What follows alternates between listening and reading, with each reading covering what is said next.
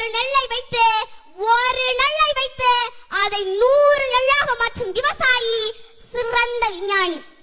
கலப்பை, மண்வெட்டி, கோடாரி, கடப்பாறை கண்டறிந்தவரை விட இந்த உலகத்தில் இன்னும் ஒரு விஞ்ஞானி பிறக்கவில்லை. இங்கு தொழில் வளர்ச்சின்னு சொல்றீங்களே, நல்லா வேலை பார்த்தா சம்பளம் கிடைக்கும்.